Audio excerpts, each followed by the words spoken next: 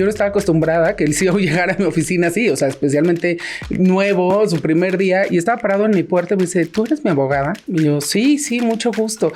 Y me dijo, te quiero a mi lado todos los días, todo el tiempo. No hay negociación que yo pueda hacer con un cliente, con un distribuidor, con quien sea que vaya a la prensa, a donde sea que yo vaya a hablar, necesito hablar contigo antes. Las mujeres nos apoyamos o debemos de apoyarnos entre nosotras, pero también hay hombres mentores, hay hombres que nos impulsan y que son nuestros aliados. Y Estefan fue uno de ellos, porque entonces él vio en mí cosas que yo no tenía tan consciente que tenía.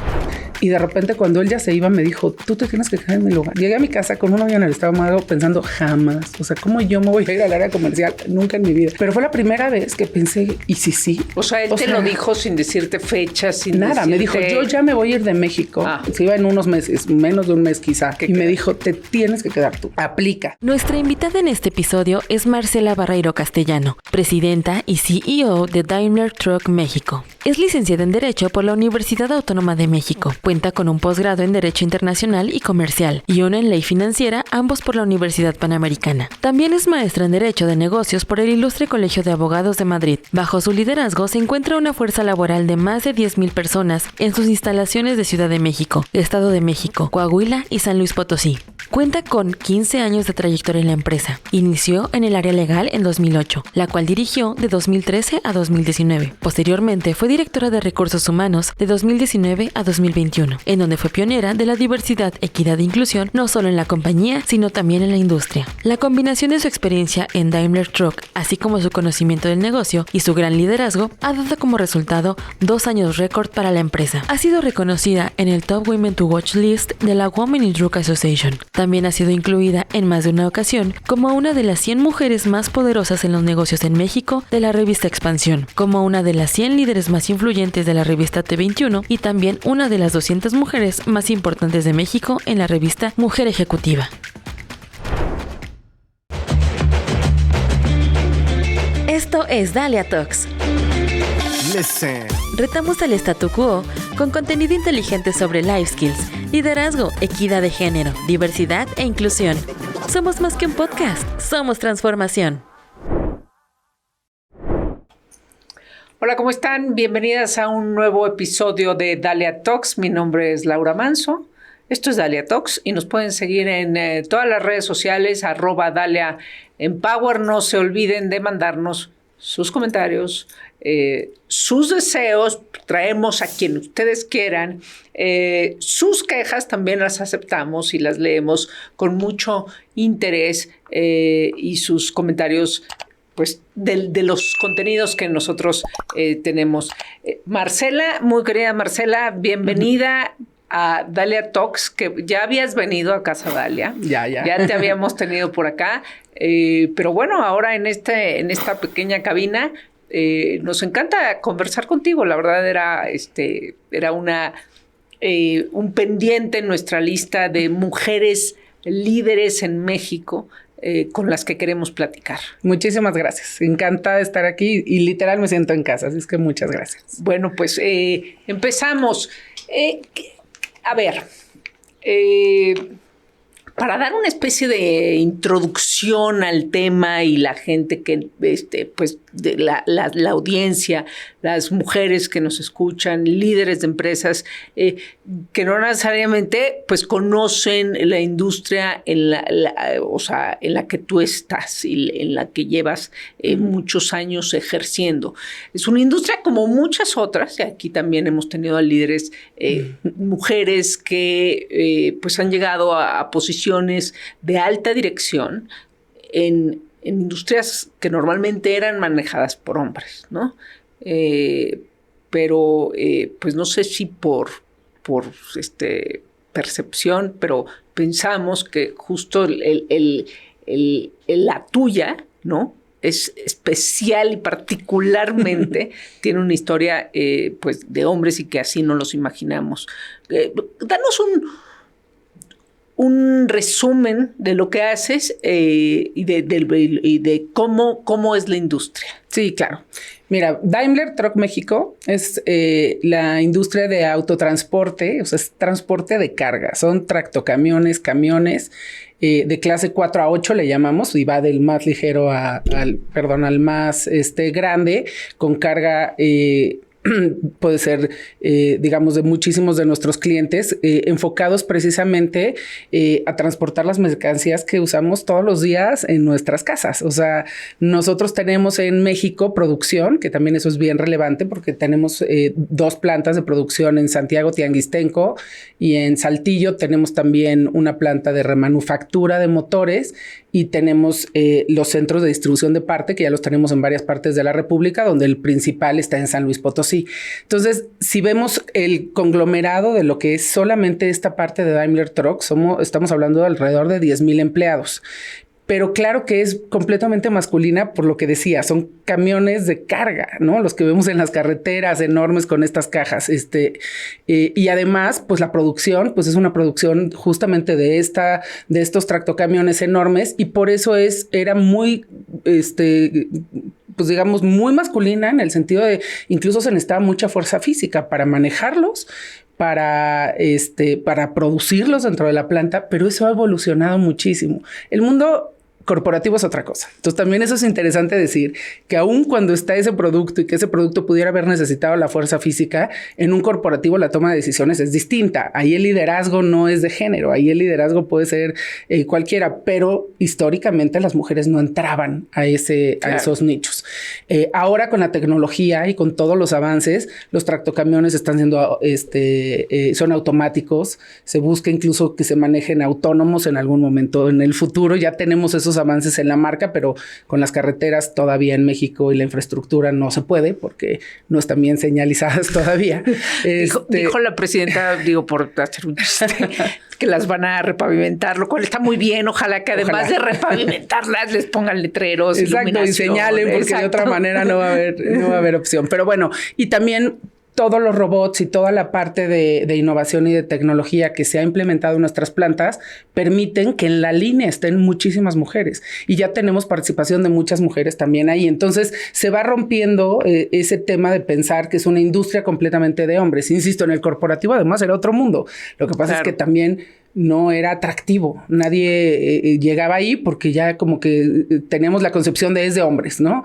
Y de repente ir rompiendo eso es muy relevante. Ahora, esta pregunta es básicamente por cultura general. Los tractocamiones y las cajas es otro negocio, no es Daimler, sí, no es Daimler. Otro negocio, ¿no? Hay quien fabrica las cajas y les venden las cajas a ustedes. A los clientes. A los clientes. Los clientes directamente adquieren sus cajas. Nosotros no nos encargamos de la caja, es el chasis. Exacto.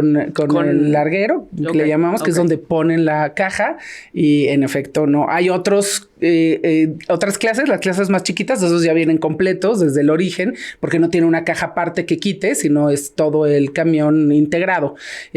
Nuestras principales marcas, pues es Freightliner, que es lo que siempre les digo a mis hijos, ¿no? En la carretera, revisen cuál camión es o tractocamión es Freightliner. Ahí vamos contando para ver cuántos son de nuestra marca y se vuelve el juego muy familiar. Bien. ¿Tienes qué hijos, hombres, mujeres? 2 hombres. 2 hombres. Gemelos. Qué bien, qué divertido. Sí. ¿De qué tamaño es la industria? Pues mira, la industria ha ido creciendo en México muchísimo. Ya está llegando casi a los 60,000 tractocamiones, más o menos. Obviamente cada año ha cambiado, pero este año ya estábamos llegando a esos números. Vamos a ver cómo cierra. Okay. Pero sí, el salto ha sido abismal. Se ha triplicado en los últimos 5 años. Claro. Y en México, pues. Y es por pandemia, además, la pausa. Es fuertísima porque los trenes de carga son nada, ¿no? Más del 80% de las mercancías se transporta en tractocamiones. Exacto. Completamente. Y hay bueno, ¿cuántas cosas no se transportan? Sí. Muchísimas.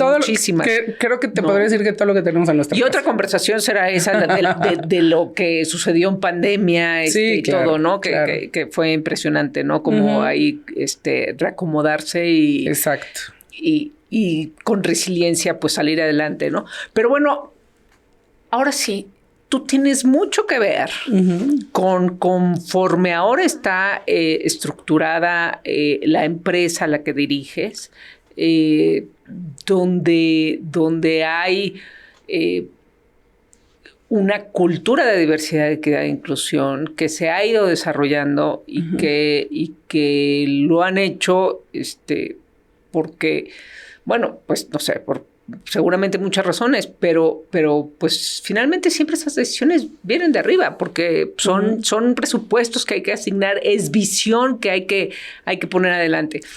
Pero antes de un poco ahondar en eso, quiero ahondar en ti, Marcela.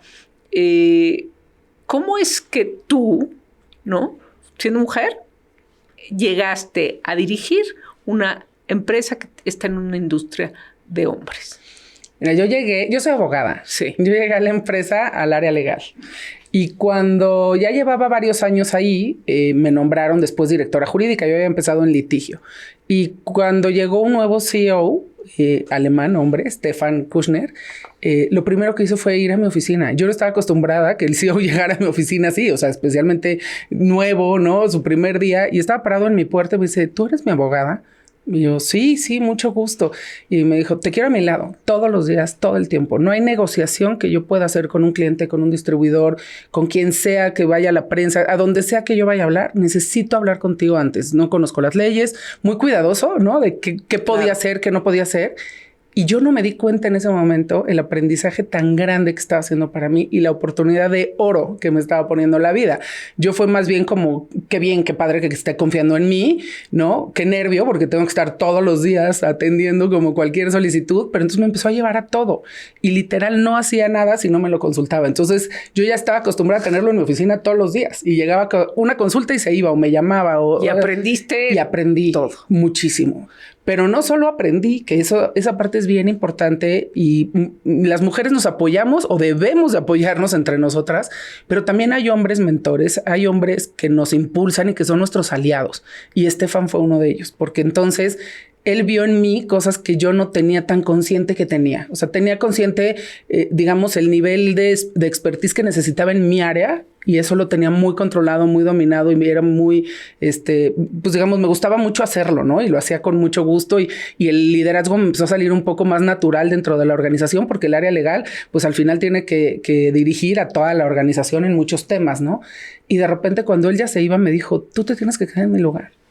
Y fue la primera vez, llegué a mi casa con un novio en el estómago pensando jamás, o sea, ¿cómo yo me voy a ir al área comercial? Nunca en mi vida.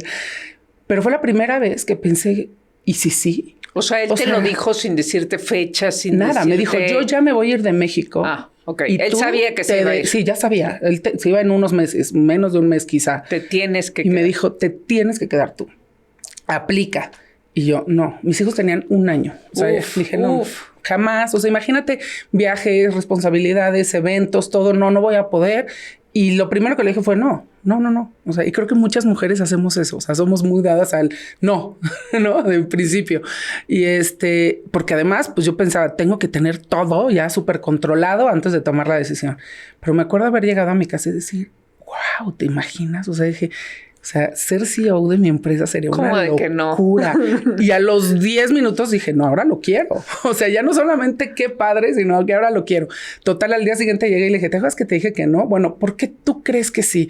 Y me decía, pues, me empezó a decir, ¿no? Pues características, cosas de mi liderazgo. Es importante. Eso. O sea, por ejemplo, me decía, un área legal es muy dada a enfocarse solo en su expertise y tú no. Tú ves más allá del área legal e incluso te podría decir que te importa más el negocio que solamente estar viendo las leyes, ¿no? Entonces incluso las dejas aparte y dices, a ver, sentido común, ¿qué necesitas? ¿Qué necesita el cliente? ¿Qué pasa aquí? Bueno, busquemos, así no, pero sí, eso le gustaba mucho, que le daba alternativas.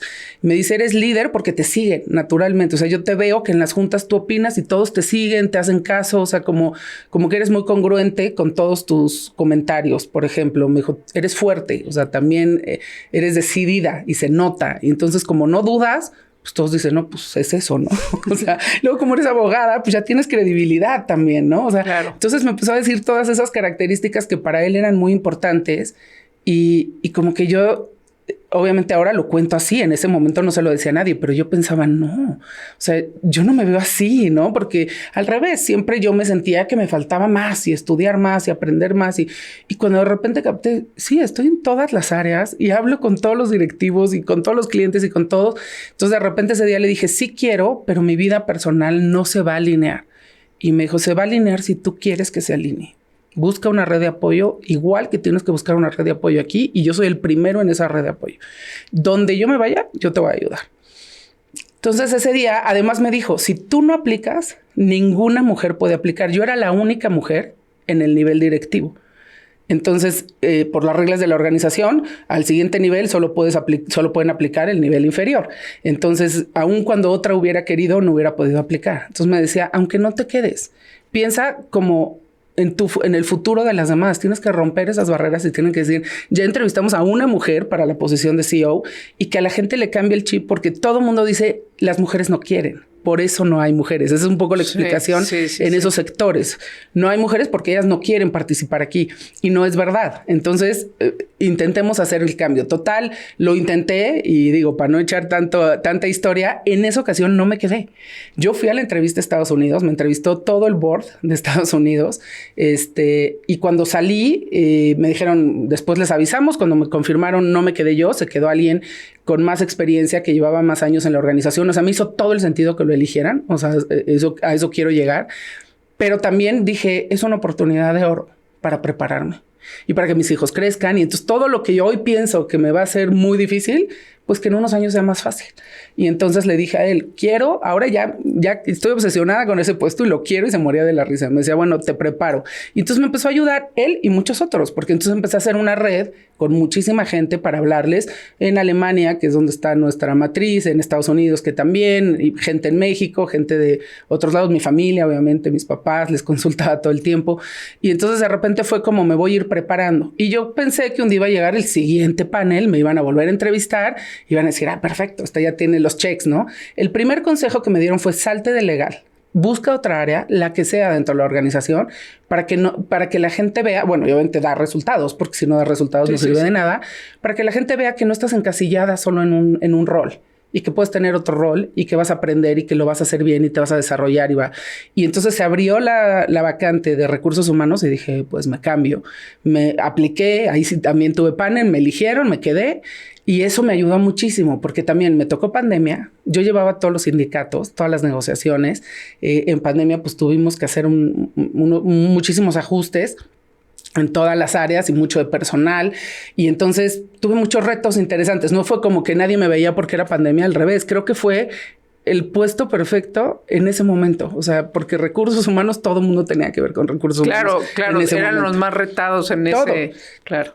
Yo trabajaba, o sea, desde súper temprano hasta la noche sin parar en mi casa, con esa fortuna, ¿no? La fortuna también de conocer más a mis hijos, porque no me había tocado convivir tanto con ellos.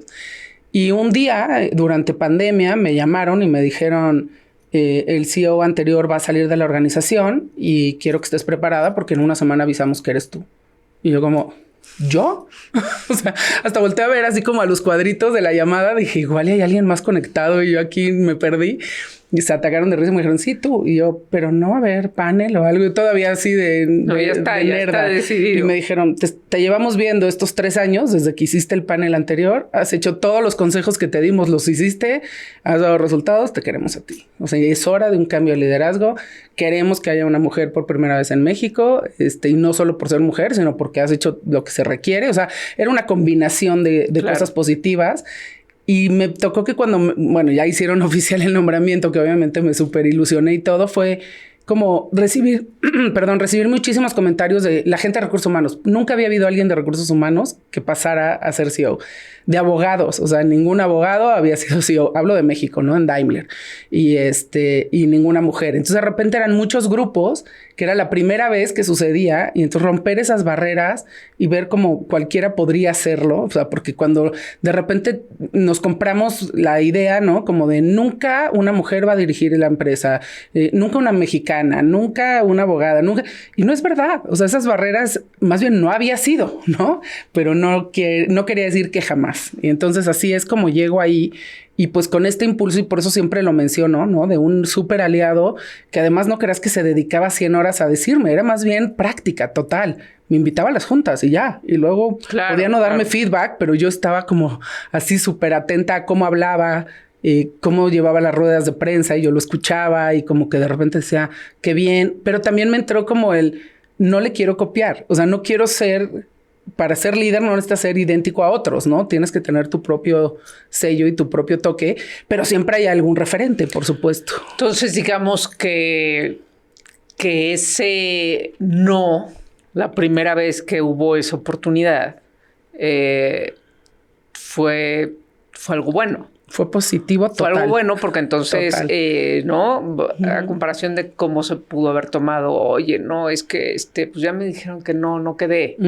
El no, pues, bueno, puede desanimarte, puedes pensar, no, pues que hay muchos mejores y ya, y dejar de, ¿no? O sea, dejar de intentar. No, lo que hiciste Para mí fue mi motor. Seguir intentando, lo cual es fundamental porque en la vida uno se encuentra muchas veces, muchos nos. Claro, y que pensamos malamente que los nos son fracasos y que incluso a veces hasta nos avergonzamos, ¿no? Sí, ante el entorno de decir, todos saben que apliqué y que no me quedé. Claro. Entonces, claro, pueden pensar que no soy capaz, ¿no? Que no piensan que soy buena líder, que lo que sea. Y yo siempre les he dicho en mis equipos que la reacción ante un no define quiénes somos, no ante un sí, ante un no. Porque ahí es donde si te enojas o si te desmotivas o si te frustras, todos los sentimientos negativos que pasan, suceden en algún momento del no. Nadie dice que no lo sentí. Lo sentí todos. En la vida hay más nos que sí. Claro, y sientes todos esos sentimientos y emociones negativas, pero el tema es si te vas a enfrascar en ellas o son las que te van a ayudar a decir... Claro que puedo, o sea, y claro que lo voy a hacer. Y yo les decía, yo no sé cuándo, pero un día va a llegar, o sea, y sí estaba muy enfocada en eso. Ahora, obviamente también hay la posibilidad que no se dé en el lugar en el que estés y que entonces busques otro lugar, porque es que tampoco somos árboles, ¿no? No tenemos raíces en un lugar, muévete. Puede ser en cualquier otro lugar, que esa es la parte positiva, digamos, de cómo lo viví yo. Yo lo viví como... El universo sabía que no era mi momento. O sea, yo soy también muy de eso, de los tiempos y que los tiempos son perfectos y que cuando te toca, abrázalo y disfruta y festeja y hazlo súper bien. Y si no te toca, no te frustres. Un día llegará. Totalmente. Y la otra es, te mueves a un área de recursos humanos. Normalmente no es una creencia, no son hechos. Y hay también datos por ahí en donde cuando hacemos cuentas de las mujeres que están en puestos de liderazgo previo a ser la CEO o el CEO, pues las áreas que más frecuentemente tienen más posibilidad de acceder a ese puesto de CEO es el área de finanzas, no necesariamente el área de recursos humanos. Ventas. ¿no? Exacto, ventas, pues por las comerciales, por obvias razones, ¿no? Claro. Entonces, aún así, ¿no? Pues uno hiciste este movimiento y pues también, digamos, tiraste esta creencia de que alguien desde recursos humanos no puede acceder. Digo, venías de legal, no es que solo tuvieras una experiencia. Pero, ¿viste eso o lo experimentaste de alguna manera o ni siquiera te pasó por...? No, sí me pasó porque incluso parte de mi planeación de carrera, en el momento en el que me dijeron el no, yo hablé con todos los que me entrevistaron, que te digo que era todo el board en Estados Unidos, literal. Todos me dieron retroalimentación y entonces cada quien me dio consejos distintos y la gran mayoría coincidió en el comentario que estás haciendo. Te tienes que ir a un área comercial. Tienes que estar visible para los clientes, para los distribuidores, pero especialmente nosotros tenemos que ver que sí estás enfocada al negocio, ¿no? Y que puedes sacarlo adelante. Claro. Y entonces, cuando yo apliqué a recursos humanos, por ejemplo, Estefan me decía, ¿cómo recursos humanos? No, es que te estás yendo casi así al primo hermano de legal, ¿no? O sea, es casi lo mismo. Lo vas desde otra perspectiva, pero es casi lo mismo. Entonces, no, te tienes que ir al área comercial. Y entonces yo le dije, mira, esta es la posibilidad, esta es la que se abrió ahorita, es la vacante a la que quiero aplicar por un desarrollo personal, pero además te voy a decir algo, o sea, a la que sigue me voy al área comercial y ya luego, o sea, yo pensaba que todavía iba a tener un escalón más de una rotación, que las rotaciones para mí son crecimiento siempre porque aprendes muchísimo y ya después tener el salto a la promoción de CEO. Sin embargo, también les dije, mi compromiso en recursos humanos no solamente es ver recursos humanos, es ponerme a ver todos los proyectos de la organización y estar involucrada en todos, especialmente con el área comercial, para empezar a tener esa cercanía. E incluso el CEO anterior me dijo, ya me buscaron de Estados Unidos y me dijeron que te vaya preparando. O sea, como que la organización ya me tenía muy vista en ese sentido y yo empecé a hacer cosas y ellos también, ¿no? Entonces, por ejemplo, mi jefa en recursos humanos en Estados Unidos, la primera evaluación que me hizo me evaluó mal y yo soy súper siempre salgo bien y la consentida del profesor, ya sabes, así me angustio de algo no está hecho, ¿no? Soy muy cumplida, vamos. Ajá. Y entonces en mis objetivos siempre estoy muy cuidadosa y en la empresa somos muy estructurados en ese tema. Y cuando me evaluó más baja de lo normal, yo casi me da un infarto. Y obviamente primero sentí horrible, casi lloro y luego me enojé y luego dije, mejor tranquilízate, llámale. Le llamé y le dije, oye, quiero saber qué me falta, en qué ves mal tú o qué ves bien, qué hacemos para ir mejorando. Y se empezó a reír y me dijo, te evalúo así como si ya fueras la CEO. Y entonces yo, pero no soy. O sea, y luego se rió y me dijo, por eso, pero quería yo para despertarte, para que lo vieras. O sea, si tú hoy tuvieras que ser CEO, te falta esto. ¿Lo trabajamos? Y yo, claro, obvio. Entonces te digo, no solo fue una persona, sino varios que me ayudaron y ella ha sido, bueno, ahorita ya se jubiló en Estados Unidos, pero ella fue pieza clave, Aileen, para cambiar también, digamos, esa cultura organizacional en Estados Unidos, en Daimler, y a empezar a nombrar mujeres en puestos de liderazgo. Entonces también impulsó mucho el mío aquí. Bueno, me queda claro entonces que eres una mujer que escucha. Sí, sí, mucho. O sea, mucho.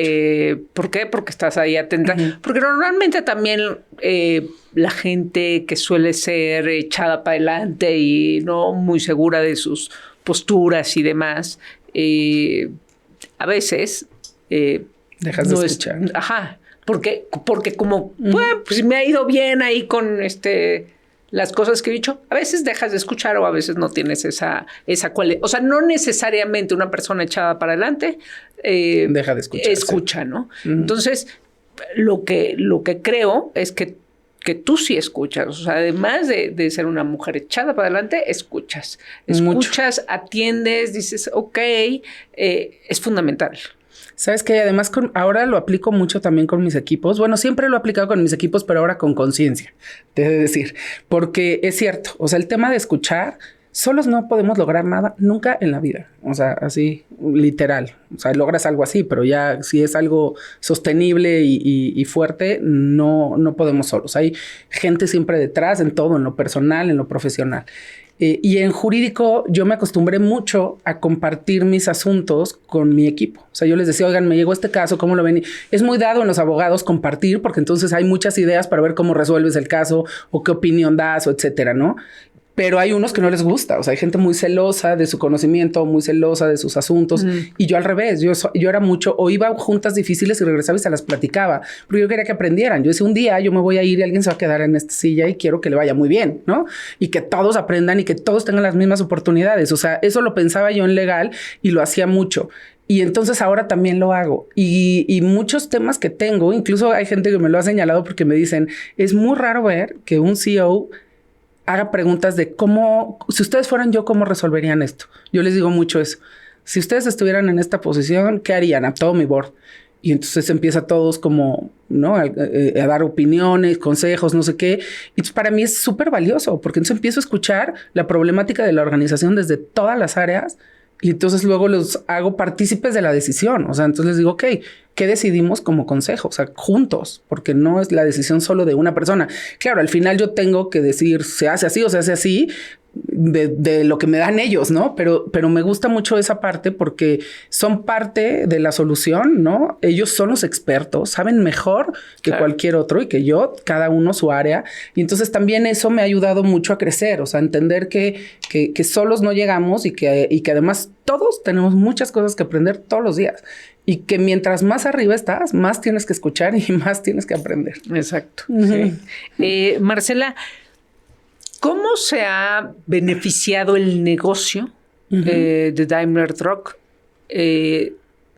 teniendo a más mujeres en puestos claves y teniéndote a ti siendo mujer directamente en el negocio? Es como, no, estaría pensando, a ver, pero ¿para qué mujeres acá? O sea, ¿qué diferencia más hay, allá no? de, ok, sí, hay que ser socialmente responsables. Y ¿cómo se ha beneficiado el negocio? Mira, yo siempre digo, todos esos temas de diversidad, de equidad, ahora nosotros ponemos de diversidad, equidad, inclusión, estamos ahí, ahora es hipertenencia, ¿no? El belonging que incluimos hace poco en la empresa es súper importante, pero no solamente es que te incluyan, es que tú te sientes que perteneces. Hace una diferencia abismal en las organizaciones. Yo siempre les digo, esos temas es porque es lo correcto. O sea, en principio yo lo promuevo mucho y lo he promovido toda la vida porque es lo correcto. O sea, porque así es el mundo y porque si estamos todos en este planeta, tenemos que buscar que todos tengamos oportunidades y las mismas condiciones y que podamos acceder a ello, ¿no? Porque eso es lo correcto, por valores, digamos, ¿no? Personales y de empresa. Pero se ha beneficiado porque hemos visto resultados mucho más positivos. Cuando yo llegué a la empresa, al board, digamos, y yo era la única mujer en legal, sí notaba cómo estábamos muy disparejos en las decisiones y que no lo veían. Porque justo lo que yo siempre les digo es, no es una guerra, no son hombres contra mujeres, no es que ellos sean malos y nos tratan mal. Hay de todo, sí, pero en todos lados y de todos los géneros. Lo que yo sí generalizo es que no estaba tan normalizado tantas cosas, y especialmente en la industria en la que estoy yo, que ni siquiera era por mal. O sea, era como la costumbre. Entonces, cuando yo empezaba a hacerles ver cosas, como que hasta decían, qué difícil eres, Marce, pero ¿por qué te quejas? O si tú ya estás en un superpuesto, ¿qué más te da? Y yo les decía, no, es que no es por mí, es por todas. O sea, y no se han dado cuenta que en sus equipos, entonces les empezaba a cuestionar, ¿por qué nadie tiene gerentes? Por ejemplo, mujeres. No, porque y sus respuestas eran, no quieren. No hay. Pues porque son buenísimas tomando la minuta y contestando el teléfono. Les digo, somos buenísimas para todo. Es que ese es el tema. Pero igual queremos hacer otras cosas. O sea, sin duda somos buenísimas para ese trabajo, pero también para otro, ¿no? No solo el administrativo. Entonces los empezaba a cuestionar y como que ahí era difícil porque yo era su par o en muchos casos nivel más abajo. Y entonces como que parecía que yo quería quejarme, ¿no? Sí, pero cuesta. Pero yo les empezaba a hacer ver cómo se tendría que normalizar. Ahora, la empresa me ha ayudado muchísimo porque yo tenía una idea, traía un proyecto y muchas veces me decían no y yo tocaba otras puertas dentro de la organización. Entonces me iba a Estados Unidos, me iba a Alemania, mandaba correos, le hablaba a mi jefe y le explicaba todo mi drama y me decía, bueno, ya, ¿cómo te ayudo? O sea, y yo pues di que quieres hacer esto en México. O sea, no digas que fui yo, porque es que si dicen Marce quiere es como, claro, Marcela quiere un beneficio personal o otra vez las mujeres ya están de necias o ese tipo de reacciones que yo era la que no quería. Entonces yo decía, ¿cómo les demuestro que los equipos son más rentables, más eficientes, sustentables, todo si están balanceados? Si no hay ese balance, ¿cómo logras? Exacto. Les llevaba datos, les llevaba, ya sabes, hicieron un estudio en no sé dónde y todos, te juro que decían, es que ya nos cansa hablar de ese tema. Y yo, ya ¿a sé, quién? es a ustedes, hombres, les cansa. Porque nosotras estamos cero cansadas, ¿eh? O sea, venimos con una energía. Entonces, otra vez. Entonces, era un poco como que me encasillaban en problemática, ¿no? O sea, qué difícil, porque siempre viene a pedir más. Y yo les decía, ¿cuál más? Vean los números, ¿no? Soy la única mujer en este nivel. Y luego en el de abajo no hay ni una o una por ahí perdida. Y en el otro también hay un par. Y especialmente en esas áreas, lo que dices, las comerciales. Hay más mujeres en las organizaciones, en el área de quizá marketing, hay, sí, en legal, en recursos humanos, o sea, ese tipo de áreas es más fácil encontrar mujeres. Y entonces yo les decía, hay que impulsarlo. Y me acuerdo, bueno, que ha sido una lucha y cuando llegué de CEO, empecé a exigirles a mis directores. O sea, si yo no veo un cambio en tu área, yo te voy a dejar libre, con la libertad de plazos, o sea, no tan libre. Pon a quien tú quieras, busca el programa que tú quieras, pero en un año tengo que ver un cambio. Y así fue como empezó a ver el cambio. Y cambiamos nuestras políticas de recursos humanos. Ahora siempre tienen que haber mujeres que apliquen y mujeres que evalúen. De otra manera no hay balance. Sí. Sí. No es bueno, fácil. cuando llegué a recursos humanos. No es fácil cambiar culturas, no es fácil hacer ver a los que pues tienen el beneficio desde tú siendo mujer, ¿no? No es fácil convencerlos. Y hay una cosa eso de hartazgo del tema, ay no, otra vez, ¿no? Como si ya hubiera igualdad, como si ya hubiera, sí. y todavía no los hay. Y creo que, o sea, al final, Daimler Truck es un ejemplo a seguir. Hay muchas empresas más chicas, ¿no? Donde muchas mujeres se topan con lo que tú te topaste. ¿Qué les recomendarías?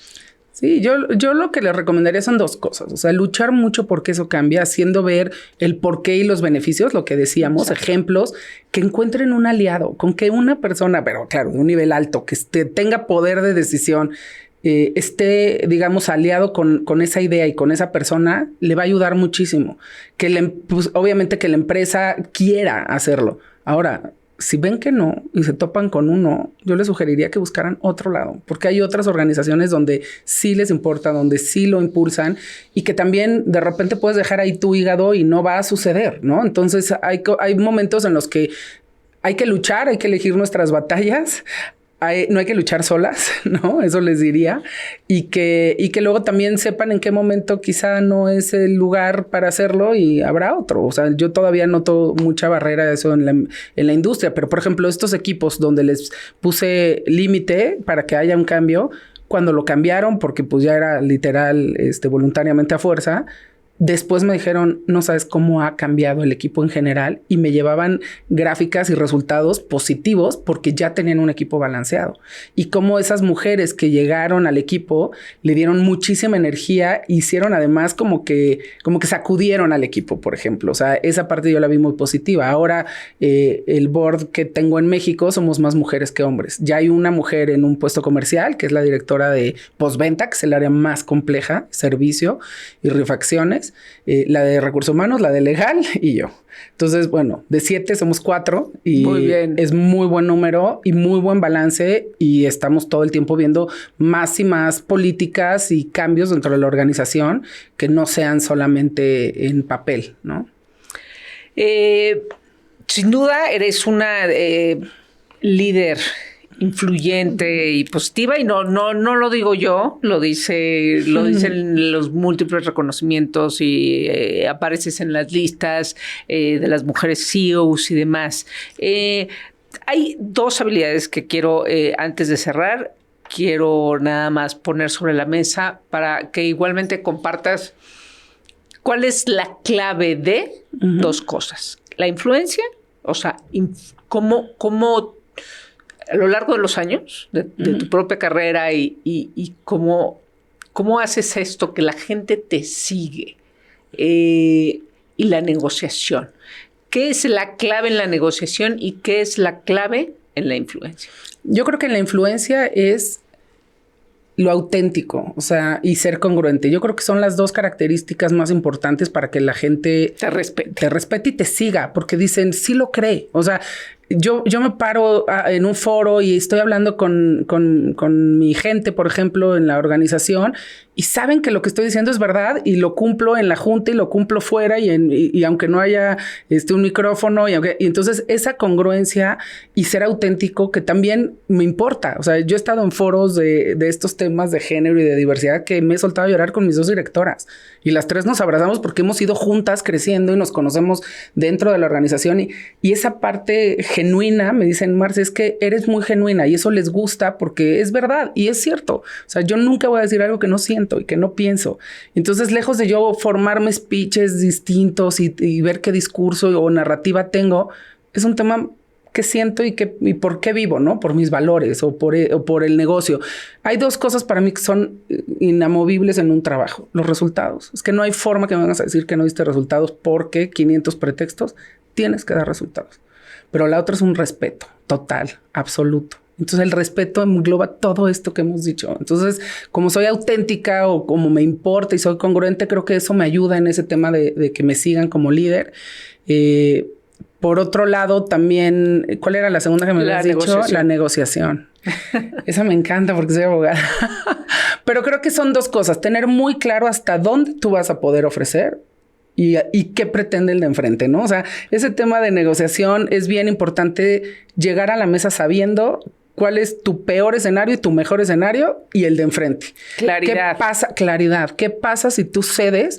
Y las posturas, porque a ver, no es lo mismo sentarte a negociar y tú tienes un nivel, digamos, superior en esa negociación como organización o si es gobierno y tú no, etcétera. O sea, el rol que juegas en la parte de la negociación, naturalmente tienes que estar bien ubicado, ¿no? O sea, esa gente que quiere llegar a negociar y dices, no tienes ni con qué, ¿no? Claro. O sea, entonces a mí me pasa muchísimo que si yo voy a negociar con clientes, normalmente accedo muchísimo porque son mis clientes y porque yo quiero que sigan siendo mis clientes y porque siento que no hay, por más que gane una negociación y llegue y festeje, no me va a servir de nada si el resultado va a ser negativo con ellos, ¿no? Entonces, tener muy ubicado el momento. Sí, quién eres dentro de la negociación. Exacto. Qué sí, qué no, hasta dónde, completo. No, dónde está tu línea, dónde está tu límite. Y respetando muchísimo dentro de la negociación. O sea, creo que la humildad es lo más importante en una negociación.